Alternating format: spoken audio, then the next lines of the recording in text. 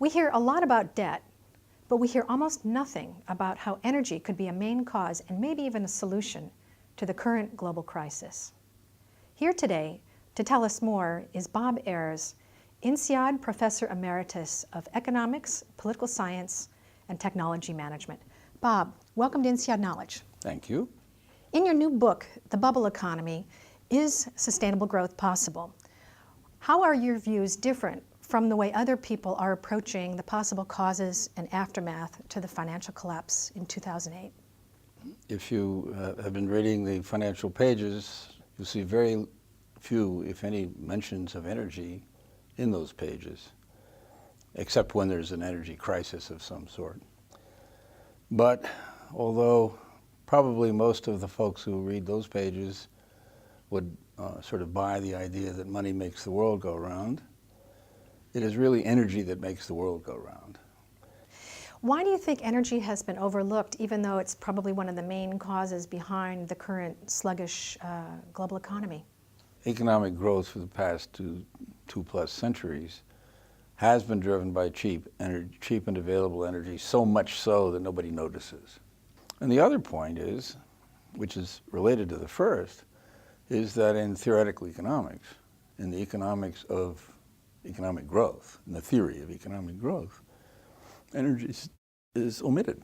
All of the great big models that are used by OECD and by the IMF and by different countries and so on, they ignore energy. But from my perspective, that's a big mistake. That's partly because I would say energy is what makes the world go round. Capital that doesn't involve energy is inactive. And the same is true for labor. Labor, people who can't eat, or horses don't get fed, don't do any work. So the work depends on energy. And it is work that drives the economy.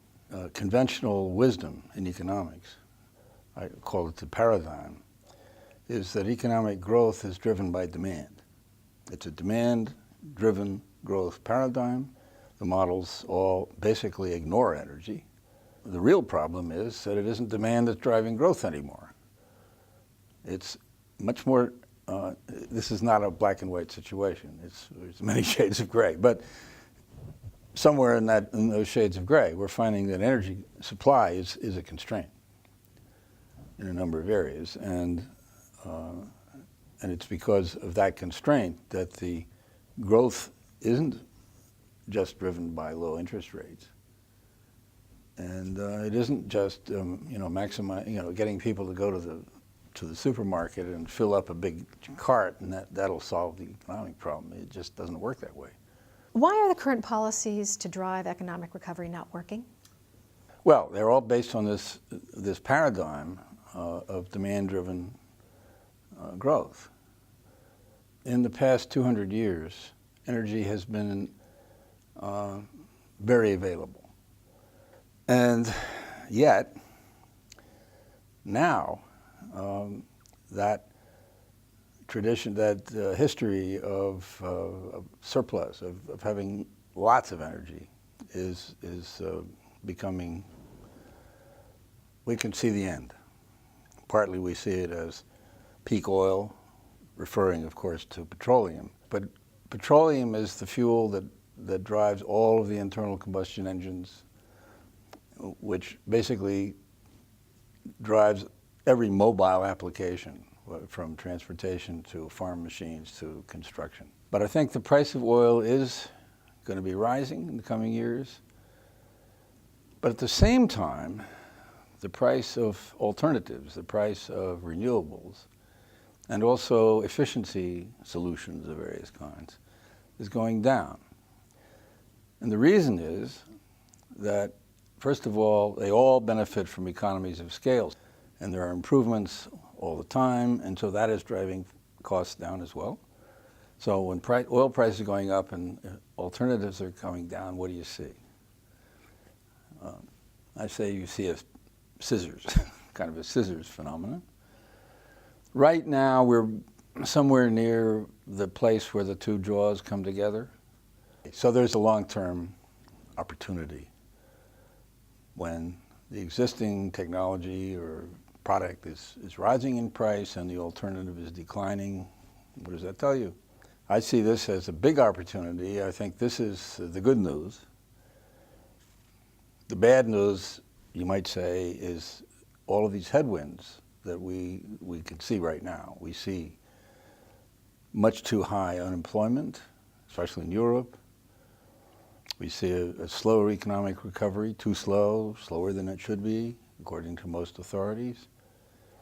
We see no progress, very little progress in coming to grips with climate change.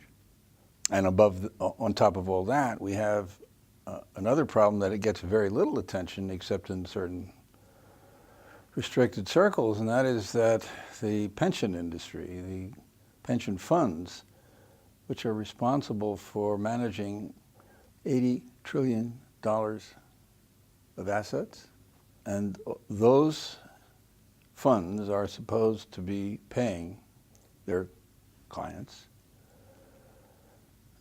their pensioners in the future, at the rate of something between 6 and 7% per year. It used to be even higher.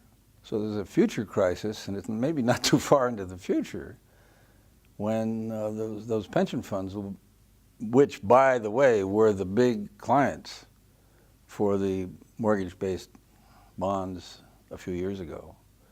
And why were they? Because they needed the high returns. What do policymakers need to do right now to put the global economy on a more sustainable path versus their current strategies? For example, making the rating agencies independent of the banks. Just one example, but there are a whole series. Fixing the tax system would be helpful too. And but that's another long discussion, but that too would be helpful. But my feeling is that what would help most of all would be some active government intervention in this renewables and efficiency thing, not so much by creating subsidies. That's the only thing they've really done so far, and that's mainly in Germany, to subsidize solar power and wind. But most governments are unable to find the money to do that. So it's not really an option on the table. And on the other hand, we have in the private sector trillions of dollars sitting in overseas banks, not doing much, just to avoid taxes. So that's where the tax, changing the tax system would help a lot. Get that money back and put it into anything, but ideally a lot of that would go into the... How about in terms of energy policy? Are there things policymakers could do to nudge the global economy more on a path towards investing in renewables? I don't see the situation as being primarily an energy policy problem. Mm-hmm. I think it's a problem of getting the private sector, which has the money, sitting there doing nothing, to invest it in new energy supply, non-carbon energy supply alternatives. Do you see another bubble building in the economy? Price of oil will be increasing, almost certainly. The price of the alternatives are very certain to decrease. That creates a long-term investment opportunity, so the big problem is how to exploit that. Could well be something that finance professionals would think about. Well, Bob Ayres, thank you very much for talking to us today on INSEAD Knowledge. Thank you.